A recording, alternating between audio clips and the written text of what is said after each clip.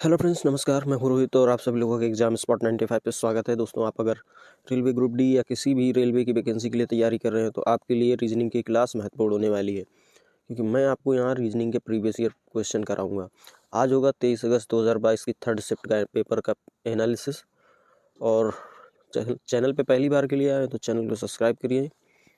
ऐसे ही मोटिवेशन के लिए आप चैनल को सब्सक्राइब करके रखिए। और आगे देख लेते हैं एक झलक उन प्रश्नों की जो पिछली बार 23 अगस्त की थर्ड शिफ्ट में आए थे। ये प्रश्न थे कुछ। चलिए क्लास को स्टार्ट करते हैं। और अगर आप पहली बार के लिए हमारे साथ जुड़ रहे हैं तो प्लीज़ यार सब्सक्राइब करके ज़रूर रखिए। ये है आज का पहला प्रश्न। देखिए, अगर इसका संबंध इससे है तो इसका संबंध इससे है तो इसका संबंध आगे बताना है। अभी देखिए, 15 का अगर हम इसमें भाग दें तो 15 एकम 15, 15 दूनी 30, यानी 12 बार जा रहा है। ऐसे 17 का भाग इसमें देंगे तो 17 एकम 17, 3 बचेंगे, 17 दूनी 34, 12 बार जा रहा है। लगभग इसमें 12 का गुणा हुआ है इन दोनों में, तब ये संख्याएं निकल के आई। इसमें भी हम 12 का गुणा कराएंगे तो 12 एकम 12 की 2 हासिल 1, 12 दूनी 24, 1 25। आपका जो आंसर आएगा वो 252 आएगा। अगला प्रश्न देखेंगे। अभी देखिए, इस प्रश्न का आंसर देखिए। 6 डिब्बे A B C D E और एफ को एक के ऊपर एक रखा गया है, किंतु उनका इसी क्रम में होना अनिवार्य नहीं है। बी और डी के बीच में केवल एक डिब्बा रखा गया है। तो मान लेता हूँ कि ये बी है और ये डी है, इसके बीच में एक डिब्बा रखा गया है, लेकिन कंडीशन ये भी बन सकती है कि यहाँ पे डी हो और यहाँ भी हो। दोनों कंडीशन से हल करेंगे। बी और ई के बीच में केवल 2 डिब्बे रखे गए हैं। ठीक है, मान लेता हूँ कि बी और ई के बीच में 2 डिब्बे रखे गए हैं। यहाँ भी हो सकता है और यहाँ भी हो सकता है, क्योंकि अभी स्थिति क्लियर नहीं है। ऐसे इसमें बी और ई के बीच में केवल 2 डिब्बे रखे गए हैं, तो हम इसको यहाँ पर रख के देख लेते हैं। ई को ए के ठीक ऊपर रखा गया है। अब अगर ई को ए के ठीक ऊपर रखा गया है तो ये इसके बीच में जब 2 थे तो यहाँ पे ए आएगा। अब इसकी स्थिति क्लियर हो गई। अब ई यहाँ पे नहीं होगा और ये कंडीशन भी नहीं बनेगी। अब देखिए, एफ को बी के ठीक ऊपर रखा गया है, तो एफ को बी के ठीक ऊपर रखा गया है। ठीक है, डिब्बे ए को सबसे निचले स्थान पर नहीं रखा गया है, ए ऊपर है। अब बचा क्या? बचा सी, तो सी आएगा इस स्थान पे। कौन सा डिब्बा सबसे ऊपर रखा गया है? तो सबसे ऊपर की बात करें तो सबसे ऊपर ई रखा गया है, यही आंसर होगा आपका। अगला प्रश्न देखेंगे। ये कूट का प्रश्न।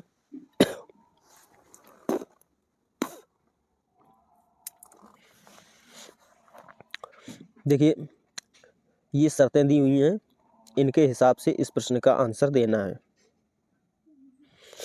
पहली शर्त है, यदि पहला तत्व एक प्रतीक है और अंतिम तत्व एक संख्या है, तो अंतिम एक संख्या है लेकिन पहला प्रतीक नहीं है, ये शर्त फॉलो नहीं करेगी।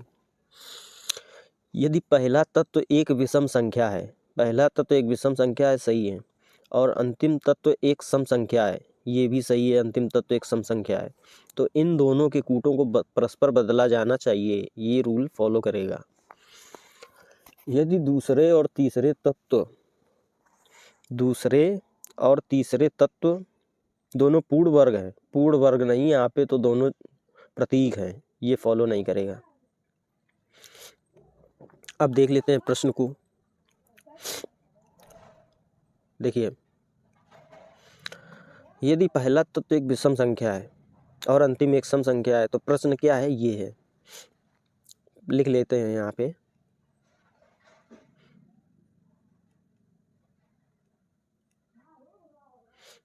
ये आपका प्रश्न है। ठीक है, इसको कूटबद्ध करना है। अब यहाँ देखिए 5 है, तो 5 पे क्या है, सी रखेंगे। ये बड़ा कोष्टक ई रखेंगे।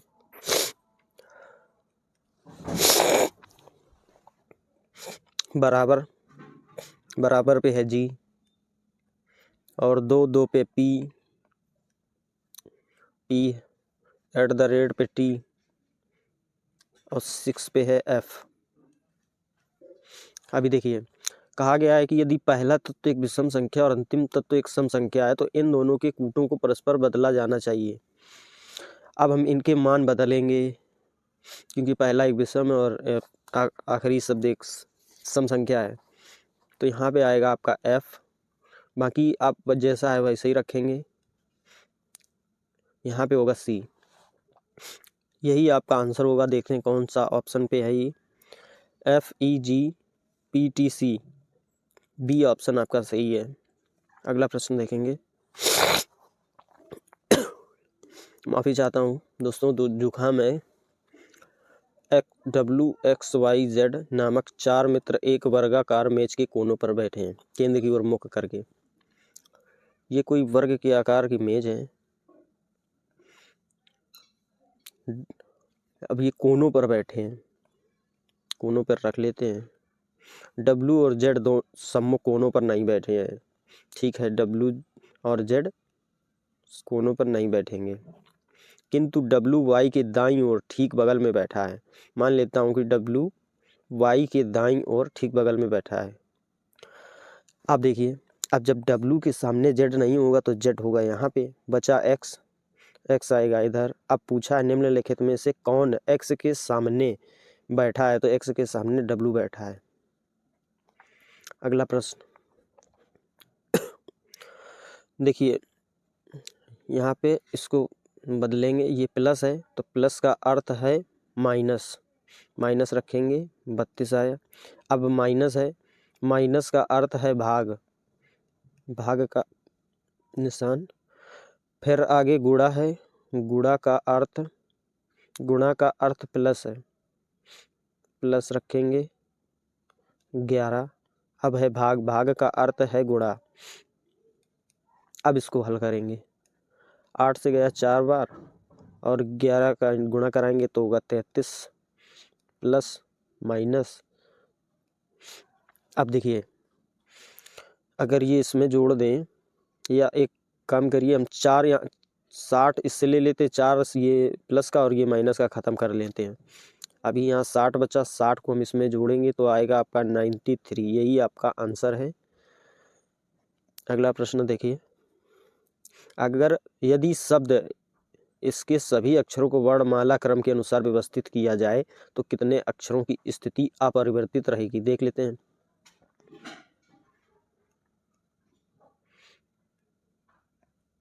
देखिए, अब अंग्रेजी वर्णमाला के हिसाब से पहले पे ए आएगा, BCDEFGHI आई आएगा, JKL L आएगा, L के बाद आपका आएगा Q, Q के बाद आएगा T,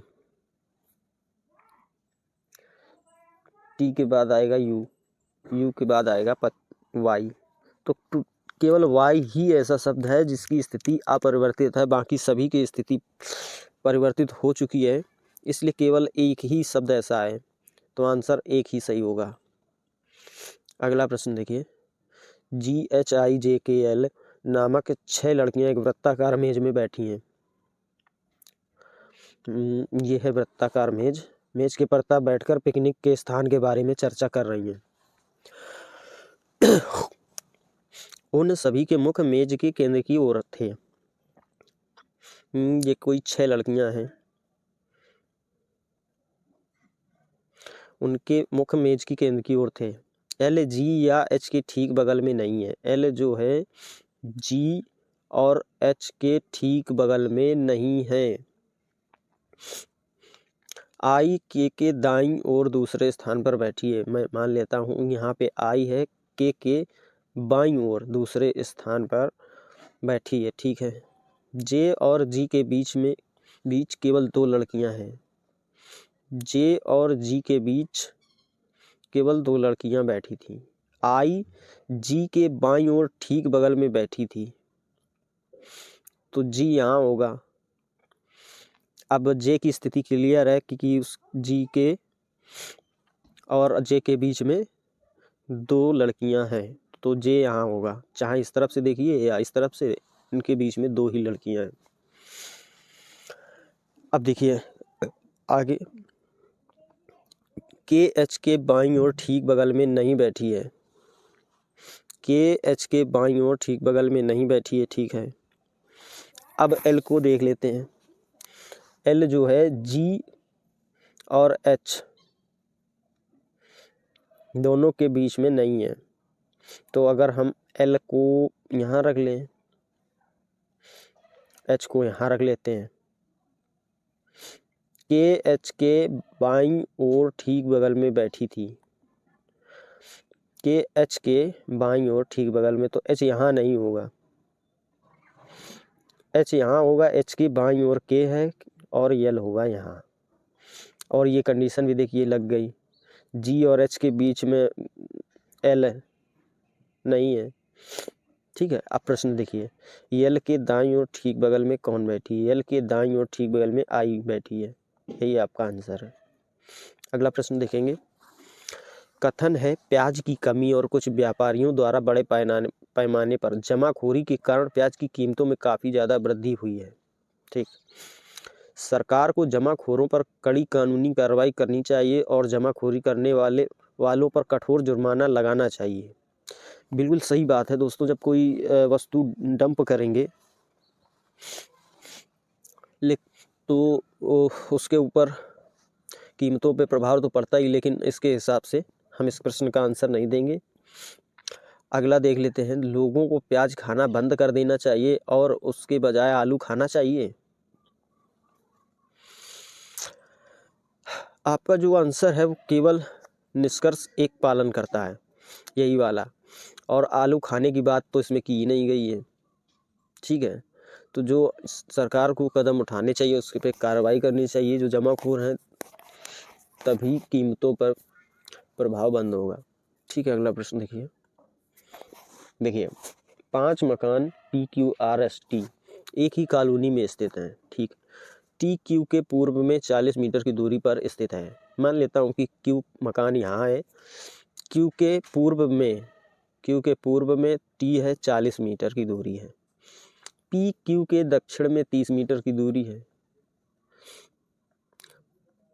ठीक। RQ के पश्चिम में 40 मीटर की दूरी पर है। चलिए R मान लेता हूँ, पश्चिम में 40 मीटर की दूरी पर है। QS के दक्षिण में 35 मीटर की दूरी पर है, ठीक है। ये S है और इसकी दूरी 35 है। R T के सापेक्ष किस दिशा में स्थित है? R का पूछा है T के सापेक्ष, तो T के सापेक्ष ये पश्चिम दिशा की ओर है। यहाँ पे ध्यान से पढ़ने की ज़रूरत है। आपका पश्चिम आंसर होगा, अन्यथा आप प्रश्न को गलत भी कर सकते हैं। आप T को R के सापेक्ष भी बता सकते हैं। अगर पूछा जाता T R के सापेक्ष किस दिशा में, तो पूर्व हो जाता। अगला प्रश्न देखिए। कल्पित एक पार्क में दक्षिण दिशा की ओर मुख करके खड़ा है, फिर वह लगातार 2 बार, प्रत्येक बार 45 डिग्री दक्षिणावर्त मुड़ता है। मान लेता हूँ ये होती दिशाएं। आप कल्पित पार्क में दक्षिण दिशा की ओर मुख करके खड़ा है, वो इस दिशा में मुख करके खड़ा है, ठीक है। अब वो 45 डिग्री दक्षिणावर्त 2 बार मुड़ता है, ठीक है। अब दक्षिणावर्त क्या होता है? दक्षिणावर्त होता है घड़ी की दिशा में। अब ये कोण तो आपको पता होंगे, ये 90 डिग्री, ये भी 90 डिग्री होता है, ये भी 90 डिग्री होता है और ये भी 90 डिग्री होता है। अब वो 45 बार 2 बार मुड़ा है, तो वो यहाँ पे आएगा 45 दूनी 90 डिग्री का कोण उसने 2 बार मुड़ने में तय किया है घड़ी की दिशा में, ठीक है। फिर वह कुछ डिग्री का एक तीसरा मोड़ लेता है, जिसके बाद अब उसका मुख दक्षिण पूर्व दिशा की ओर है। अब वो यहाँ पर आकर फिर से एक मोड़ लेता है, जिससे दक्षिण पूर्व,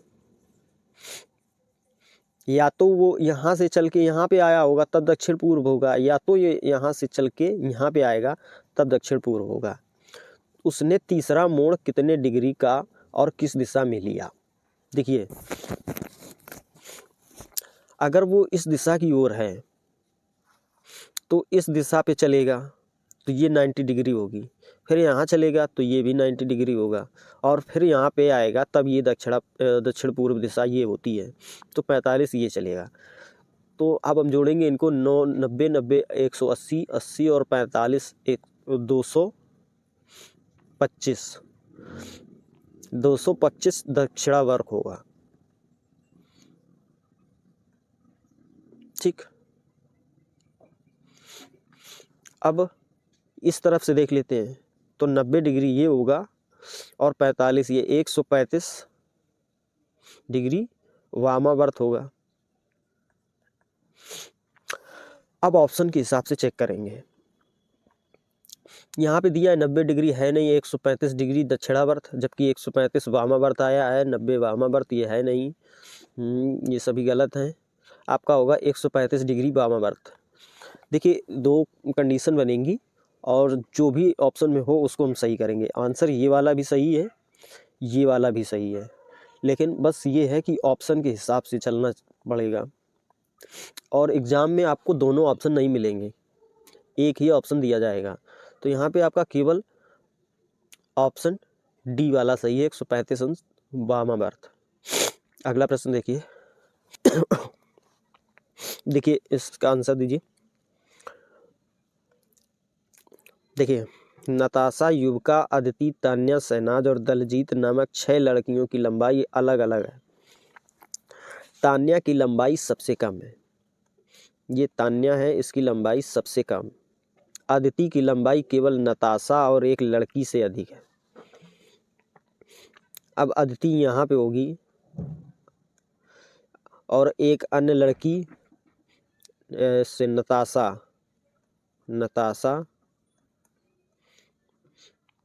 और एक अन्य लड़की से अधिक है, यानी 2 लोगों से अधिक है, तो तान्या और इससे नताशा से अधिक होगी अदिति। शहनाज की लंबाई दलजीत से कम है, शहनाज की लंबाई दलजीत से कम है, जिसकी लंबाई युविका से कम है।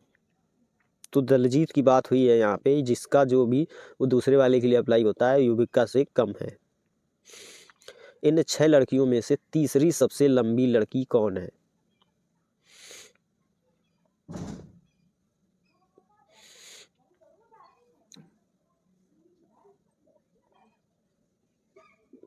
तो इन 6 लड़कियों में से अदिति तीसरी सबसे लंबी, 1 2 3, तीसरी पे अदिति ही आएगा, यही आपका सही आंसर होगा। अगला प्रश्न देखेंगे।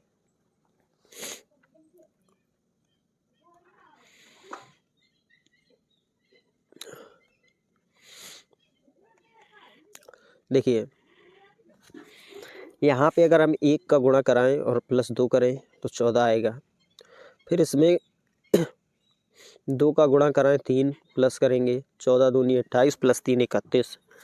ऐसे ही इसमें 3 का गुणा होगा और 4 प्लस करेंगे तो आपका 97 आएगा। इसमें 4 का गुणा और 5 प्लस होगा, ऐसे इसमें 5 का गुणा होगा और 6 प्लस होगा। देखते हैं, 5 3 15, 5 9 45 और 1 46, 5 3 15, 15 4 19 और इसमें 6 प्लस करेंगे तो आपका आएगा 6 5 11 की 1, 6 1 7 9 1, 1971 आपका राइट आंसर। अगला प्रश्न देखिए। सही समय बताने वाली घड़ी में घंटे और मिनट वाली सुइयां 48 घंटे में विपरीत दिशाओं में कितनी बार सीधी होंगी? दोस्तों यहाँ पे देखिए, 12 घंटे में 22 बार विपरीत होती हैं घड़ी और मिनट, घंटे और मिनट की दोनों सुइयां। तो ऐसे ही यहाँ 24 घंटे में हो जाएंगी आपकी 44 बार। पूछा 48 घंटे में, 48 घंटे में आपका हो जाएगा 88, यही आपका सही आंसर है।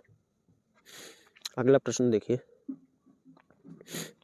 इसको ये कहा जाता है, इसको ये कहा जाता है, तो इसको क्या कहेंगे? देखिए, FEELING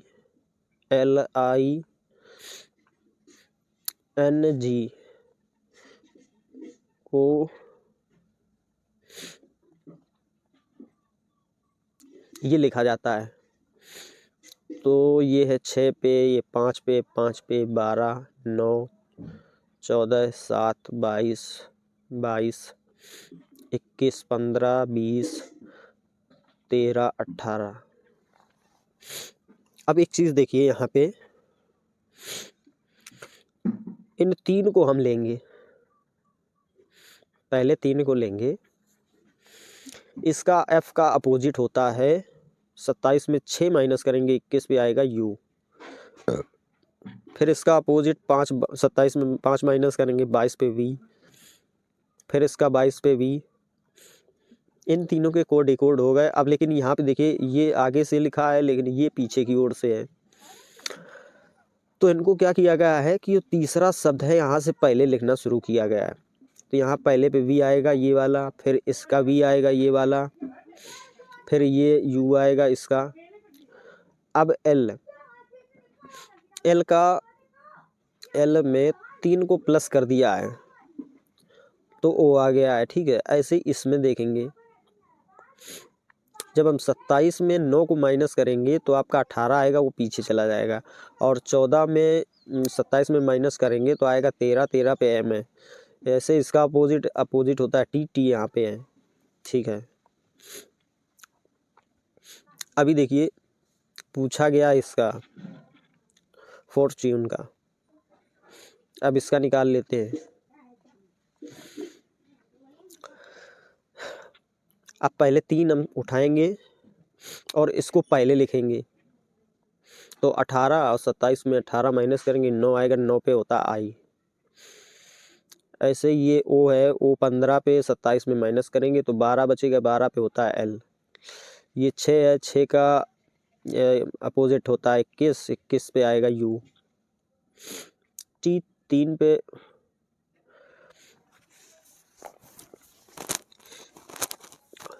अब इसका अपोजिट होगा G, उसका भी अपोजिट ही रखा गया है, वहाँ 3 नहीं प्लस किया गया है।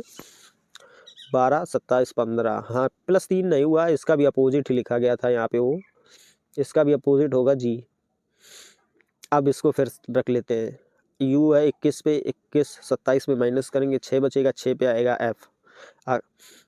N का होता है M, E का होता है V। तो जो आपका आंसर आएगा वो आएगा ILU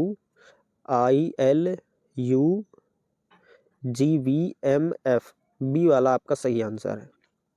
अगला प्रश्न देखिए, इसको ये लिखा जाता है, इसको ये, तो इसी प्रकार इसमें संबंध बताना है, ठीक है। देखिए 11 पे होता K और 16 पे P, 5 प्लस हुआ है,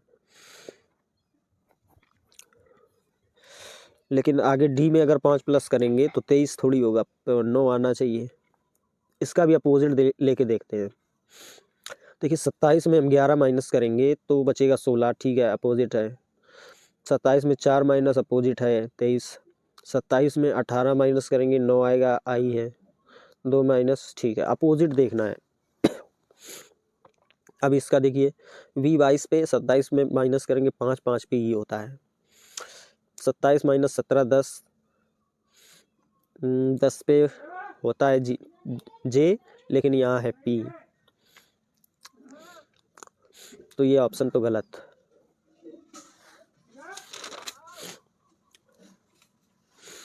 ऐसे इसका देखेंगे, यहाँ पे V होना चाहिए, नहीं U, ठीक है, T का G है, लेकिन Z का V थोड़ी होगा, Z का A होगा, ये भी गलत है। T का G, N का M है, D का W होना चाहिए, 23 पे W, ये भी गलत है। तो आपका आंसर सही है D वाला। देख लेते हैं इसको चेक करके, D W के अपोजिट है H, 19 पे 8, 5 V, 12 और 15 27, ठीक है, यही वाला आपका सही आंसर है। अगला देखिए,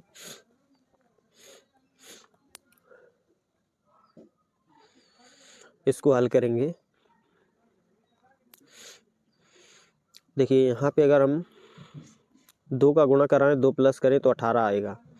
यहाँ भी 2 का गुणा कराते 2 प्लस करते तो 38 आता है।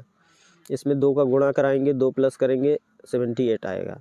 इसमें 2 का गुणा 2 प्लस ये आएगा। इसमें 2 का गुणा और प्लस 2 करना है, तो 8 दूनी 16 की 6, 2 पंचे 10, 11, 2 एकम 2, 1 3, और 2 इसमें प्लस करेंगे तो यहाँ होगा 8 1 3, 318 आपका सही आंसर है। अगला प्रश्न, 6 व्यक्तियों LMNOP एक ही वर्ष के विभिन्न महीनों अर्थात फरवरी, मार्च, जून, अगस्त, सितंबर और दिसंबर में पाक कला की कक्षाएं। देख लेते हैं। फरवरी, मार्च, जून, अगस्त, सितंबर और दिसंबर हो गए 6। ठीक। पी की कक्षा क्यू के ठीक पहले है। मान लेता हूँ पी की कक्षा क्यू से ठीक पहले है। केवल एम की कक्षा ओ से पहले है।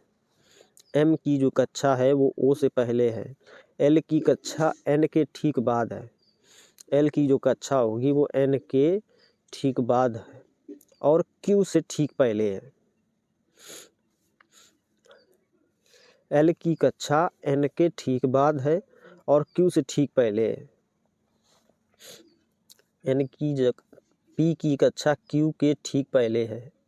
ठीक। अब जो ये वाली कंडीशन है, एन एल की कक्षा एन के ठीक बाद है और क्यू से ठीक पहले है। तो क्यू से अगर ठीक पहले होगी तो एन यहाँ होगा, एल यहाँ होगा, पी यहाँ होगा, क्यू यहाँ होगा। इस जानकारी के आधार पर इनमें से कौन सा कथन सही है? अब देखिए, पी की कक्षा सितंबर में है। अब इनको हम रख के पहले देखेंगे। यहाँ पे हम क्यू मान लेते हैं, यहाँ पी मान लेते हैं। अब इससे पहले एल आएगा वहाँ और उससे पहले एन होगा। बचा क्या? बचा है एम। फरवरी, मार्च, इस पे एम ओके रख लेते हैं। ठीक। अब देखिए, एल की कक्षा जून में है जबकि एल की कक्षा अगस्त में है। पी की कक्षा सितंबर में है। पी की कक्षा सितंबर में है, सही है, ये अभी सही है। क्यू की कक्षा फरवरी में, जब क्यू की कक्षा फरवरी में नहीं, क्यू की कक्षा दिसंबर में है। ये भी गलत है, ये भी गलत है। एम की कक्षा मार्च में है। एम की कक्षा फरवरी में, ना कि मार्च में। आंसर आपका बी सही है। अगला प्रश्न देखिए, इसका संबंध इससे है, इसका संबंध इससे है और इसका संबंध किससे होगा, ये पूछा गया। तो यहाँ अगर हम 4 में 2 का गुणा कराएं तो 8 आता है, लेकिन 8 में अगर हम 2 का गुणा कराएं तो 16 आएगा, लेकिन यहाँ 32 है।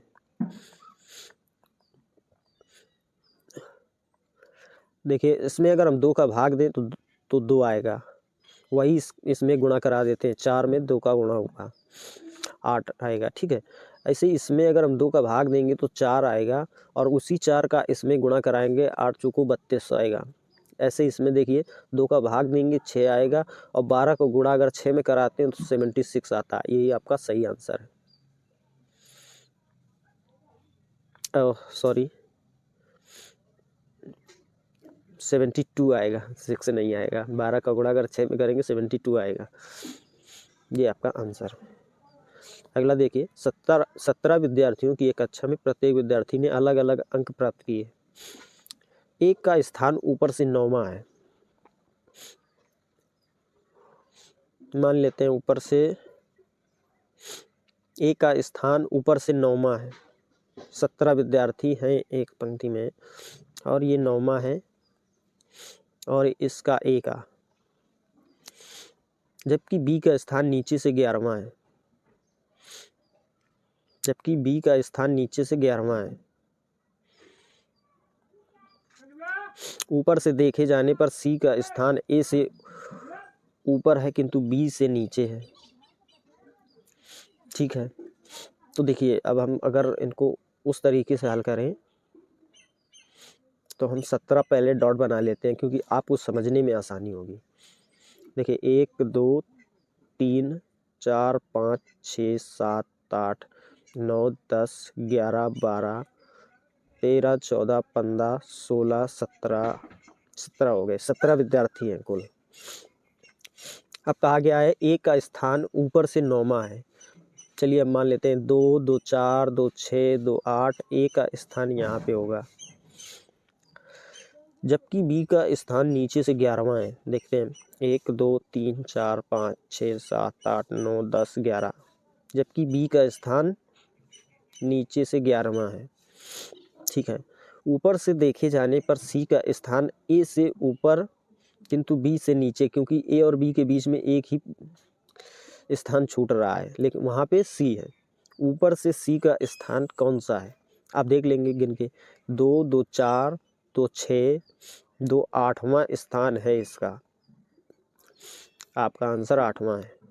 अगला प्रश्न देखिए, कुछ शेर बिल्लियां हैं, कुछ शेर बिल्लियां हैं।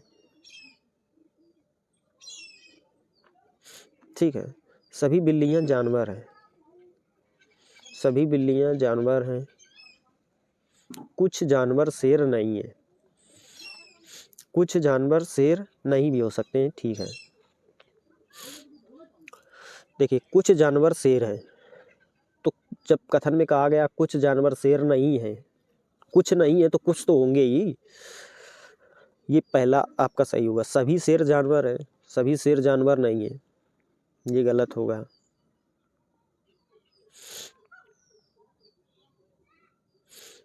आगे देखिए, कोई भी जानवर शेर नहीं है जबकि कुछ हैं, ये भी गलत होगा। तो आपका निष्कर्ष पहला सही होगा, तो पहला निष्कर्ष आपका चौथे पे है, यही आपका सही आंसर। फिर से अगला देखिए, कथन और निष्कर्ष। सभी उपहार पत्र हैं, मान लेता हूँ ये उपहार है, ये है पत्र। सभी पत्र चैट हैं, ये हो गए आपके चैट। सभी शब्द उपहार हैं, अब ये शब्द इसके अंदर चला जाएगा, सभी शब्द जो है वो उपहार है। अब निष्कर्ष देखिए, कुछ चैट शब्द हैं, कुछ चैट शब्द हैं। कुछ की बात करें जब ये अंदर है, ये बाहर है, कुछ की बात करते हैं तो कुछ में सही होता है। सभी उपहार चैट हैं, ये भी सही है। चैट यहाँ इसके अंदर जो भी सभी में होगा वो सभी में सही होगा। कुछ शब्द पत्र नहीं है, तो ये हम नहीं कह सकते कि कुछ शब्द पत्र नहीं है, कुछ शब्द पत्र भी है।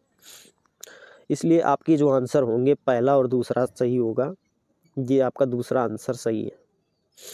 अगला प्रश्न इसका देखिए, यहाँ पे 8 से 14 पे 6 आया, 6 प्लस किया तो 20, फिर 6 प्लस किया 26, फिर से 6 प्लस करेंगे तो आपका आएगा 32। अब ऐसे ही देखिए, G7 पे C3 पे 4 माइनस किया गया, -4, इसमें -4 करेंगे तो y आएगा, y में -4 करेंगे, 25 में 4 गए तो 21 बचा, 21 पे u, 21 में भी अगर 4 माइनस करेंगे तो 17, 17 पे आता q। ऑप्शन आपका सी सही है। अगला प्रश्न देखिए,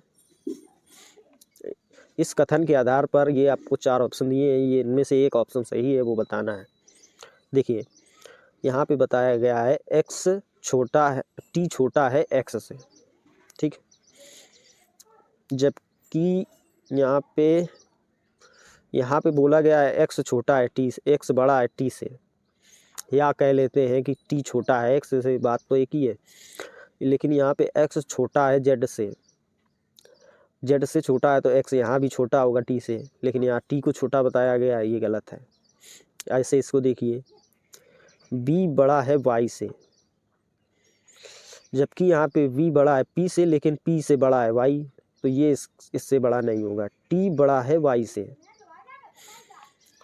अब p बीच में है, इस एक ये सिंबल इस तरफ को हो गया, ये वाला इस तरफ को हो गया, तो p का तो कोई रोल ही नहीं रहा, तो y का इससे संबंध नहीं पता होगा, तो ये भी गलत होगा। अब देखिए o बड़ा है p से, देखिए हाँ, यहाँ पे अगर y बड़ा है p से और ये इसके बराबर है तो o भी बड़ा होगा p से, ये आपका ऑप्शन सही होगा। ध्यान से समझने की ज़रूरत है ऐसे प्रश्नों में। अगला प्रश्न, ऐसी कितनी संख्याएं हैं जिनकी ठीक पहले एक प्रतीक और ठीक बाद एक सम संख्या है? देख लीजिए ऐसी कौन सी संख्याएं हैं।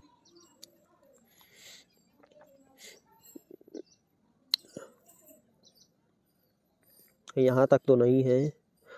यहाँ देखिए, एक ये 5 है, इसके पहले एक प्रतीक है और बाद में एक सम संख्या है। ठीक, अगला देखिए,